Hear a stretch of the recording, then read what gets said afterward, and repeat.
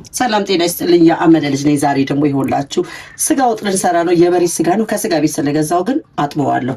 እኔ ስጋ ማያጥሙና የሚያጥሙ ሰዎች በሁለት ጎራ ተከፍለው ነው የማያቸው ብዙ ጊዜ። እኔ ግን አጥባለሁ። ምክንያቱም እዚህ ጋር የምታዩት ላያችሁት አልወደውም በጣም እና መታጠብ አለበት ብዬ ነው ማለት ነው። ትኩስ ቢሆን ስጋ ቤት ላይ የፈለገ ደንበኛ ቢኖራችሁ በእርግጠኝነት ከስር የደበቋትን ያደረችዋን ስጋ ይሰጧቸዋል። ምክንያቱም ግዴታ ነው ስራ ስለሆነ ማለት ነው። እነሱ ላይም አልፈርድባቸውም እና ለዚህ ነው እንደዚህ አንድ ዙር እኔ ለቅለቅ አድርጌ ብዙ ማሸት አይጠበቅባችሁም። እንዲነካ ነካ ከላይ ያለውን ሲያደር እዛ ላይ ሲሰቀል አንዳንድ ዝንብም ያርፋል። ምን ሩቅ አስኬዳችሁ አንዳንድ ነገሮችን ለማጽዳት ስለሚሆን እኔ እንደዚህ አድርጌ አጸዳዋለሁ። ከዛ በኋላ ይሄን እንደዚህ አድርጌ ካጸዳው በኋላ ነው ወደ ስጋ ወጥነት የምጨምረው። አሁን ይሄን አጥቤዋለሁ። እስከዛ ሽንኩርት እስኪቁላላልኝ ድረስ እርግጠኛ ሆኜ የምነግራችሁ ይሄ ስጋ ምን ይሆናል መሰላችሁ? ጥፍፍ ይልልኛል። ስለዚህ ንጹህ ነው፣ በውሃ አንድ ዙር ተለቅልቋል ማለት ነው። የ1 ኪሎ ስጋ ነው፣ በ1 ኪሎ ሽንኩርት ነው የምሰራው። ወደ ሽንኩርት ይሌና ላሳያችሁ። ሽንኩርት እንደምታውቁት አሁን ላይ በጣም ተወዷል። 90 ብር ገብቷል ኪሎ። ይሄ ጠንካራው ሽንኩርት ውሃ የማይተፋው ማለት ነውና እሱን በመፍጫ ፍጭቻለሁ። ሽንኩርታችን የራሱን ውሃ ብስል አድርጎ እስኪጨርስ እንጠብቅና ከዛ በኋላ በርበሬያችን እያቁላላል ሁሉ ነገር እየጨማመርን ቅመማ ቅመሞችም አሉ እነሱ እያደረግን አብረን እንሰራና እንቀምሳለን። አንተ ተከታተሉኝ። ላይክ፣ ሼር፣ ሰብስክራይብ ማድረጋችሁን እንዳትረሱ። ሽንኩርታችን ውሃውን መጥቶልናል። ይኸውላችሁ እንደምታዩት ውሃውን የራሱን ውሃ መጠጠ። የራሱን ውሃ ከመጠጠ በኋላ ዘይታችንን እናደርጋለን። እንግዲህ እንዳልኳችሁ 1 ኪሎ ስጋ በጣም ውድ ነው በአሁኑ ሰዓት። እንደዚህ በደንብ አድርገን በቀይ ወጥ አባብሰን ካልበላ ነው ቤተሰብ ቤት በተለይ ጥብስ አይታሰብም። ስለዚህ እንደዚህ አድርጌ እዚሁ ላይ ይሄን አቁላለዋለሁ። ትንሽ ብራውን እስኪሆንልኝ ግን መጠበቅ አለብኝ። ሽንኩርት መብሰል አለበት። አሁን የተለያዩ ምግቦች የተለያየ አሰራር አላቸው ያልኳችሁ ለዚህ ነው። ለስጋ ወጥ ሲሆን ይሄ ሽንኩርት ብራውን ሆኖ ካልበሰለ ወጣችን ላይ ቀጭ ስለሚል ይሄን ማብሰል አለባችሁ። ዘይቱ እንዳየሁት በቂ ነው። እየገመጥኩ አይደለም የምሰራው፣ እየለካሁ አይደለም። እንግዲህ እየገመጥኩ ስለሆነ በጣም ይቅርታ አድርጉልኝ። ትንሽ እንዲበስልልኝ ደግሞ ከድነው አድርጉልኝ።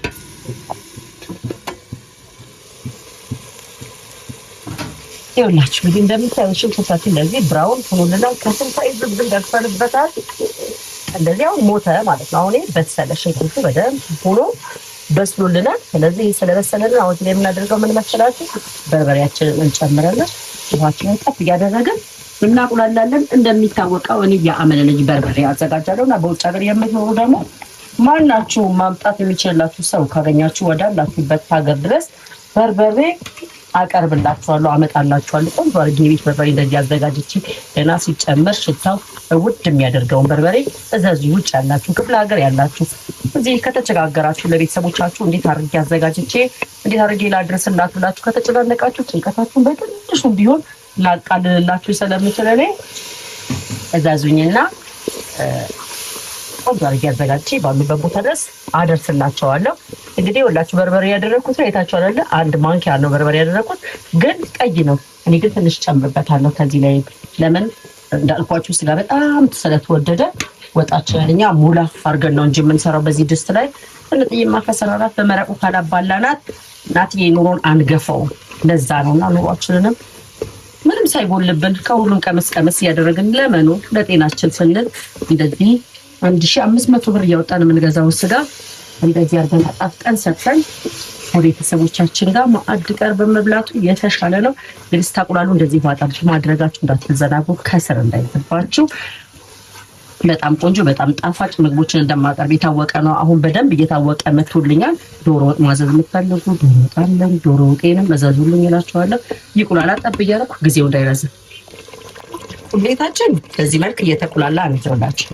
አሁን ማድረግ ያለብን እዚህ ላይ ስጋችንን ጨምረን የስጋው ደግሞ ቅድም በውሃ ለቅለቅ አድርጌላ አንድ ዙር የስጋው ውሃ ራሱን በራሱ እንዲያባስልልኝ ለተወሰነ ሰዓት በስጋው ውሃ ብቻ ደግሞ በስጋው ብቻ እሽት አደርገዋለሁ። እና ስጋ መታጠብ እኔ እንደ ግዴታ ነው የምቆጥረው እንጂ በምንም ተአምር ቤታችሁ አርዳችሁ የራሱ ስጋ ትኩስ ሲሆን ችግር የለውም፣ በታረደ ወዲያውኑ ይሰራል። ነገር ግን ከስጋ ቤት ግን ስትገዙ ብዙ አይነት ንክኪዎች እኮ አሉ። የሚከተፍበት ቦታ የሚከትፉት ሰዎች ምንም በምግብ ላይ ቢኖሩ ግን አይምሮ ደስ የሚለው ደግሞ እንደዚህ እራሳችን እጥብ አድርገን አንድ ዙር ለቅለቅ አድርገን የሚወጣውን ተወሰነ ቆሻሻ ካጸዳም በኋላ ነው እንጂ ስጋ ነው ምን ይሆናል ይበሳል፣ እሳት ይደርቀዋል ማለት የለበትም ብዬ ነው የማምነው። እኔ እንደዛ ነው የማደርገው። ጊዜ አጥባለሁ ወይ ደግሞ በመጥበሻ ጠበስ አድርጌ ደግሞ ወይ ደግሞ እንደሱ አድርጌ እሰራለሁ። አሁን እዚህ ላይ እንዳለ ለተወሰነ ሰዓት እንደዚህ እያሸሁት ላዩ ላይ ጣዕሙን እንዲቀይረው ምን አደርጋለሁ? ቅድም አዘጋጅቻለሁ ብያችኋለሁ። ነጭ ሽንኩርት አያችሁ፣ ነጭ ሽንኩርት ላይ ነጭ ሽንኩርት እጨምረዋለሁ እዚህ ላይ ማለት ነው። አብሮ ያጣፍጥልኛል። ሌሎች ቅመሞችን መከለሻም ኮረሪማ መሀል ላይ እንደዚህ እያሳየኋችሁ ስለሆነ አንዴ ግብአቶች ስላላሳየኋችሁ በጣም ይቅርታ እየተቻኮልኩ ስለሆነ የምሰራው። ምክንያቱም እዚህ ጋር ለእናንተ ወጥ እየሰራው እያሳየኋችሁ፣ በአንድ ጎን ደግሞ እንጀራ እየጋገርኩ ነው፣ በአንዱ ደግሞ ዳቦ እየደፋው ነው። እና ይኸውላችሁ የልጅ እናት መሆን በጣም ከባድ ነው፣ ግን ደስ የሚል ከባድ ማለት ነው። ደስ ይላል፣ በቃ ደስ ይላል። እግዚአብሔር የምትሰሩትን ነገር አያሳጣችሁ ሁላችሁም በቤታችሁ እንጂ መስራት ደስ ይላል በጣም። ይህንን ይመስላል እንግዲህ ለተወሰነ ሰዓት እያቁላላው ደግሞ መጨረሻው ላይ አሳያችኋለሁ። እናንተ ግን ተከታተሉኝ። አዲስ የሆናችሁ ሰብስክራይብ ያላደረጋችሁ ሰብስክራይብ አድርጉኝ። ነባሮቹ ግን ሼር በማድረግ ሌሎች እንዲደርስልኝ አበረታቱኝ። እንደምታዩት እንግዲህ ሁላችሁ ወጣችን የዚህን ያህል በስጋው መረቅ ተቆላልቶልኛል። አሁን ማደርገው እዚህ ላይ ምን መሰላችሁ? የተወሰነ ቅመም ብያችሁ የለ ኮረሪማ ትንሽ አረግበታለሁ። ቁንዶ በርበሬ ያለኝ ቁንዶ በርበሬ ትንሽ አረጋለሁ። ከዛ በኋላ ላይ ደግሞ ውሃውን ስከልሰው ደግሞ መከለሻ አደርግበትና ጨው ጨምሬ አብረን እንቀምሳለን። ይሄው ስጋው በደንብ አድርጎ በስሎልኛል። ይሄው እንደምታዩት ነው፣ በደንብ ነው የበሰለው። እንግዲህ እንዴት አድርጌ አሳያችሁ እንዴት እንደሚያቃጥል። እናንተ እኮ ማልሆነ ነገር የለም። አያችሁት? ስጋችን በደንብ በስሎልናል። ስለዚህ እንከልሰዋለን። በጣም በአጭር ሰዓት በቀላል ዘዴ እንደዚህ አድርገን ሰርተን ምሳችንን እንመገባለን። ዋው ወጣችን እንግዲህ ሁላችሁ እንደዚህ ደረሰልን። እስካሁን ድረስ እያደረኩ ነበረ ያቁላላሁት። አሁን ግን በመጨረሻ ጊዜ እከልሰዋለሁ። የዚህ ያህል ከከለሳችሁት ይበቃል በቃ። ምክንያቱም በጣም ቅጥን ብሎ በጭራቅራቅ ያለ ወጥ መሆን የለበትም። ወጥ ቁጭ ሲል እንዴት እንደሚያምር ልነግራችሁ አልችልም። ይኸውላችሁ እንደዚህ አድርጌዋለሁ። እዚህ ላይ ደግሞ ምን አደርጋለሁ? ጨዋችሁን እንደ ፍላጎታችሁ በተቻለ መጠን ለማሳነስ ትሞክራላችሁ። ከዛችሁ ላይ አብሮ እንዲተከተክ መከለሻ ደግሞ ትንሽዬ መከለሻ ታረጉበታላችሁ። መከለሻ በጣም የወጥን ጣዕም የመለወጥ አቅሙ ከፍተኛ ስለሆነ ስጋ ወጥ ስትሰሩ መከለሻ ተጠቀሙ። ዶሮ ወጥ፣ ስጋ ወጥ ስትሰሩ መከለሻ በጣም አስፈላጊ ስለሆነ ተጠቀሙ። ይህን ያህል ካደረኩት ይበቃዋል ይሄ መከለሻ። ስለዚህ ይህን አንድ ላይ እንደዚህ ደብለቅለቅ አድርገውና ትክትክ ብሎ ትንሽዬ አረፋዋ ያለችዋ ገባ እስክትል ጠብቀን አብረን እንቀምሳለን። ስጋ ወጣችን ናል እንግዲህ ስለዚህ ብላችሁ እንደዚህ ሆኖ ቆንጆ ሆኖ በስሉልናል። አሁን እንቀምሳለን፣ አንድ ላይ ሆነን እንቀምሳለን አብረን። እንደምትወዱት እርግጠኛ ነኝ እኔ።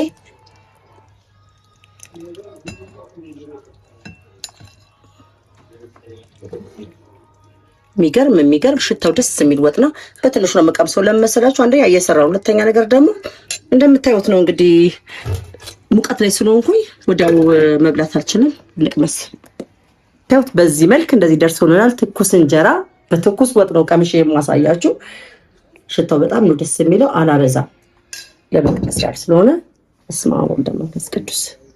እስኪ አብረን እንቅመሰውና ውጤቱን እናየዋለን እንግዲህ በጋራ።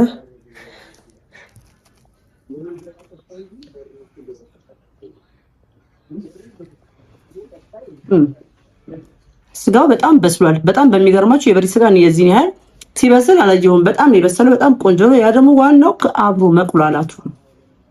በጣም የሚጣፍጠው እንግዲህ ቅቤ አልነበረኝም፣ ቅቤ አላደረኩም። ግን እንዴት እንደሚጣፍጥ ቅቤ የለንም ብላችሁ እንዳትተው፣ መስራታችሁ ሰርታችሁ ተመገቡ። እንደዚህ በጣም አሪፍ ነው። በጣም ይጣፍጣል። ሌላ ምግብ እንደምሰራላችሁ በኮመንት ላይ አሳውቁኝ። ቻው።